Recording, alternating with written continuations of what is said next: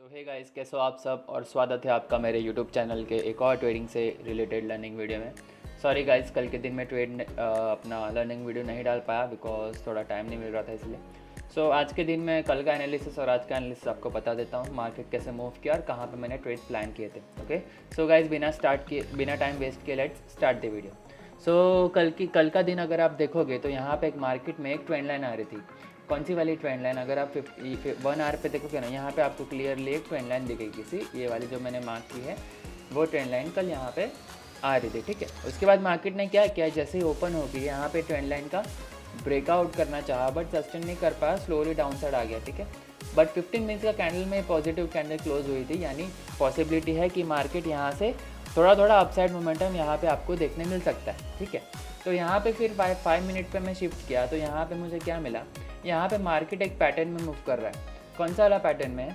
अगर आप ध्यान से देखोगे तो यहाँ पे अगर आप ध्यान से देखोगे तो आपको पता चलेगा कि मार्केट एक पैटर्न में मूव कर रहा है। कौन सा पैटर्न?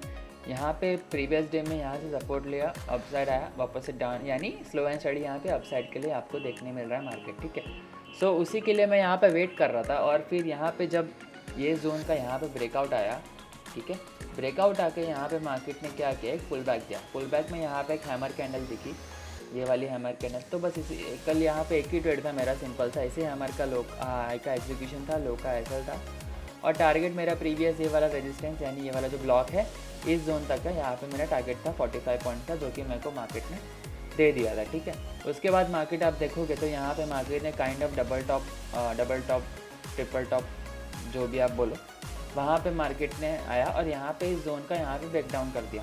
ओके, और इस ब्रेकडाउन करने से क्या हुआ, मार्केट थोड़ा नेगेटिव सेंटीमेंट में यहाँ पे चला गया था। ठीक है, आज के दिन वही सेम चीज़ क्या हुई, मार्केट में यहाँ पे सेम कैंडल का जोन का जो प्रीवियस जोन का ब्रेकडाउन आया था, वापस से मार्केट ने उस जोन का ब्रेकडाउन कर दिया। सो यहाँ पे मैं थोड़ा बियरिश हो गया कि अगर मुझे यहाँ पे बेयरिश ट्रेड मिलेगा तो यहाँ पे मैं प्लान करूँगा।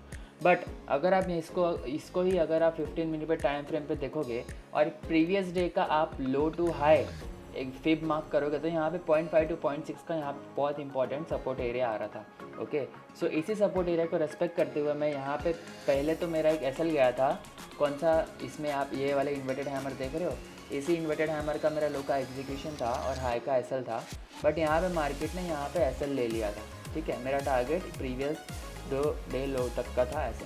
ओके, बिकॉज 1 आवर पे अगर आप चेक करोगे तो उसका प्रीवियस का 1 आवर का जो प्रीवियस पैनल था बहुत अच्छा सा बेयरिश क्लोज हुआ था, इसलिए मैं यहाँ पे थोड़ा सा नेगेटिव में चला गया। बट यहाँ पे मेरा यहाँ पे एक एसएल चला गया। ओके, उसके बाद मार्केट ने आप नोटिस करो एक यहाँ पे 0.5 to 0.6% का जोन में एक यहाँ पे टाइप ऑफ डब्ल्यू बनाया। ओके, सो डब्ल्यू का ब्रेकआउट जैसे ही हुआ मैं वेट कर रहा था कब मुझे यहाँ पे कंफर्मेशन मिलेगा। तो वैसे ही मैं यहाँ पे 15 मिनट्स टाइम फ्रेम पे गया, बट यहाँ पे मुझे ऐसा प्रॉपर कंफर्मेशन मिला नहीं। और यहाँ पे कैंडल आप देखोगे तो कंटिन्यूस यहाँ पे 3 से 4 यहाँ पे ग्रीन कैंडल्स धड़ाधड़ यहाँ पे बनती चली गई। ठीक है, उसके बाद अब मैंने फिर क्या किया, यहाँ पे मैं डे हाई टू लो, जैसे ही मार्केट ऊपर यहाँ जहाँ से ऊपर गया वहाँ मार्क किया तो यहाँ पे टिप का लेवल आ रहा था 0.5 to 0.6 का वापस से। तो एक बात ध्यान रखना, आप टिप का लेवल आप हमेशा मार्क करना सीखो। मार्केट का हाई टू लो, डे का हाई टू लो या प्रीवियस डे का हाई टू लो बहुत अच्छे से आपको पता चलेगा। दूसरा इंपॉर्टेंट चीज़ मैं आपको बताऊं तो मेरा एक यहाँ पे बहुत इंपॉर्टेंट लेवल था जो मिस हो गया था। कौन सा वाला? यहाँ पे आप देखोगे तो 25,500 का यहाँ पे एक साइकोलॉजिकल नंबर है, राउंड नंबर है, करेक्ट। सो ऑब्वियसली बात है, सेम वही चीज़ मैंने यहाँ पे नोटिस नहीं की। अगर मैं नोटिस की होती ना तो मैं इसी ब्रेकआउट पे यहाँ पे एंटर कर जाता, बिकॉज इस साइकोलॉजिकल नंबर का ब्रेकडाउन पे बहुत सारे लोगों ने सेलिंग पोजीशंस बनाई होगी। फर्स्ट कंफर्मेशन और सेकंड कंफर्मेशन या फिब लेवल था, तो यहाँ से मेरा लॉन्ग आराम से मैं प्लान कर सकता था। ठीक है, बट मैं यहाँ पे प्लान नहीं कर पाया, नो डाउट।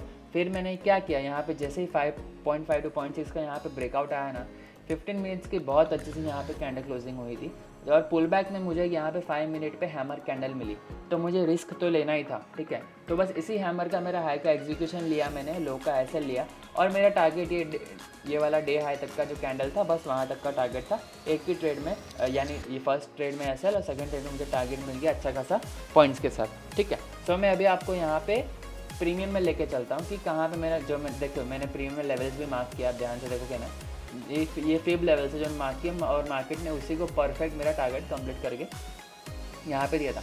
अगर आप इस हैमर को देखोगे तो यहाँ पे ये वाली हैमर बन रही थी, ये वाली यहाँ पे हैमर बनी। इस हैमर का हाई का एग्जीक्यूशन था, लो का 22% का मेरा एसएल बन रहा था, और टारगेट मेरा ये वाला आप कैंडल देखोगे तो ये वाले जो कैंडल थी यहाँ तक का ये कैंडल था मेरा पूरा, मैंने अपना टारगेट यहाँ पे बुक कर चुका था। मुझे यहाँ पे 80% अराउंड टारगेट मिला, जो कि प्रॉपर एंट्री और प्रॉपर टारगेट था, ठीक है, 20 EMA के साथ। तो 20 EMA का यूज़ करना मैं आपको सिखा दूंगा अगले कुछ वीडियोस में। मैं आपको इसका एक मस्त सा वीडियो बनाऊंगा, तो आपको भी सीख के मज़ा आएगा और आप यहाँ पे आप अपने ट्रेड्स में यूज़ कर सकते हो, तो आपको एक्यूरेसी मिलेगा, ठीक है। अब आइए हम कल के लिए निफ्टी का एनालिसिस करेंगे। तो जैसे कि आपको आज के दिन पता चल गया कि यहाँ पे मार्केट डब्ल्यू बनाया और यहाँ पे ब्रेकआउट आ गया, ठीक है, यानी थोड़ा सा बुलिश सेंटीमेंट में मार्केट यहाँ पे चला गया है। ओके, कल के दिन में एक बात बता दूँ, यहाँ पे गैप अप देखने मिल सकता है कल के दिन में। रीज़न मैं बताता हूँ। यहाँ पे क्या किया मार्केट ने, यहाँ से सपोर्ट लिया, ठीक है, एक पुल बैक आया। अगर मैं पाँच से आपको समझाऊँ तो यहाँ पे आपको अच्छे से समझेगा बेटा। यहाँ पे देखो मार्केट नीचे आया, वापस ऊपर गया, वापस से नीचे आया, वापस से ऊपर गया।